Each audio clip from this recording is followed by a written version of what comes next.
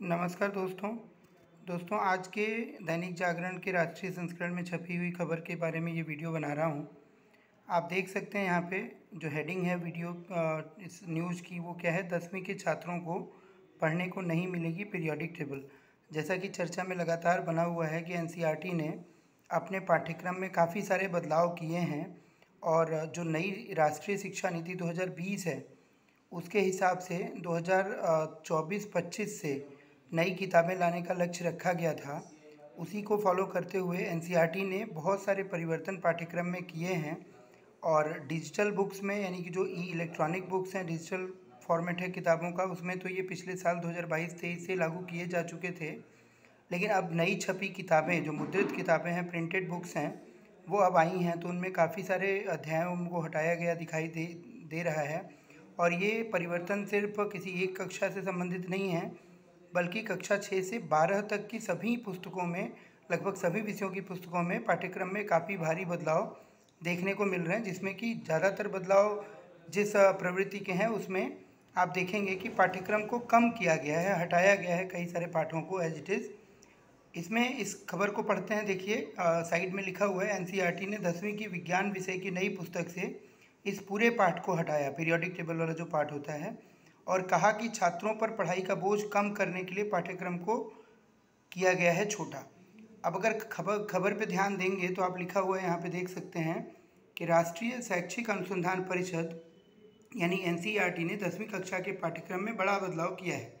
अब 10वीं के बच्चे पीरियोडिक टेबल, लोकतंत्र और ऊर्जा के स्रोत जैसे 3 पाठ नहीं पढ़ पाएंगे। परिषद ने इन तीनों पाठों को हटा दिया है। इसे हटाने के पीछे परिषद ने छात्रों पर बोझ कम करने का तर्क दिया है। एनसीईआरटी का यह बदलाव सिर्फ 10वीं की पाठ्य पुस्तकों और विज्ञान के विषय की पाठ्य पुस्तकों तक सीमित नहीं है, बल्कि यह 6वीं से लेकर 12वीं तक की कक्षा की किताबों में लगभग सभी प्रमुख विषयों में किया गया है, जैसा कि मैंने आपसे पहले ही बताया।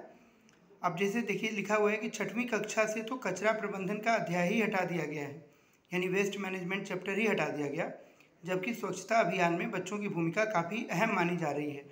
तो इसको काफ़ी आलोचनात्मक दृष्टिकोण से भी देखा जा रहा है दोस्तों, कि भाई ऐसे पाठ हटाना जो कि ज़रूरी हैं एक एक्टिव सिटीजनशिप के लिए, या बच्चों में एक जो सामाजिक चेतना है उसको जागृत करने के लिए ज़रूरी है, उन पाठों को भी हटाया गया है। इसका कहीं ना कहीं क्रिटिकल एनालिसिस भी हो रही है, इसका तार्किक विश्लेषण भी किए जाने की आवश्यकता महसूस की जा रही है।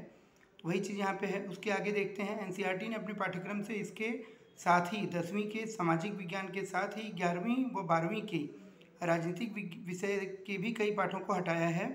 इनमें लोकतंत्र और विविधता, जन संघर्ष व आंदोलन, राजनीतिक दल, लोकतंत्र की चुनौतियां जैसे पाठ शामिल हैं। और इस सब आप जानते हो कि ऐसा नहीं कि भाई ये फैक्चुअल पार्ट है सिलेबस का, इसमें काफ़ी समझ भी बनती है बच्चों की।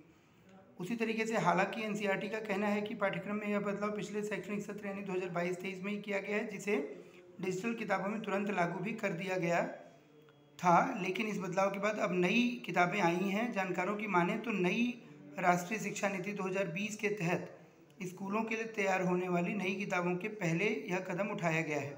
वैसे भी नीति के शैक्षणिक सत्र 2024-25 में नई किताबें लाने का लक्ष्य रखा गया है। 12वीं की किताब से खालिस्तान और सिख राष्ट्र जैसे शब्दों को हटाने का फैसला हाल ही में एनसीईआरटी ने 12वीं की राजनीतिक विज्ञान की किताब से आनंदपुर साहिब संकल्प में शामिल खालिस्तान और सिख राष्ट्र जैसे शब्दों को हटाने का फैसला किया था। यह फैसला शिरोमणि गुरुद्वारा प्रबंधन कमेटी के उस अनुरोध पर किया था जिसे कमेटी ने सिखों की छवि को खराब करने वाला बताया था। इससे पहले एनसीईआरटी ने विज्ञान विषय से विकास का सिद्धांत, यानी जो एवोल्यूशन के ऊपर चैप्टर है, डार्विन का जो सिद्धांत हम कहते हैं, उसको भी हटा दिया था। इसमें डार्विन की थ्योरी भी शामिल थी, जिसे लेकर वैज्ञानिकों और शिक्षाविदों के एक बड़े वर्ग में नाखुशी भी जताई थी। तो इस विषय पे लगातार नज़र आपको बनाए रखना है, क्योंकि काफ़ी एक तरीके से इंटरव्यू में पूछे जाने वाले विषय हैं इसमें शामिल।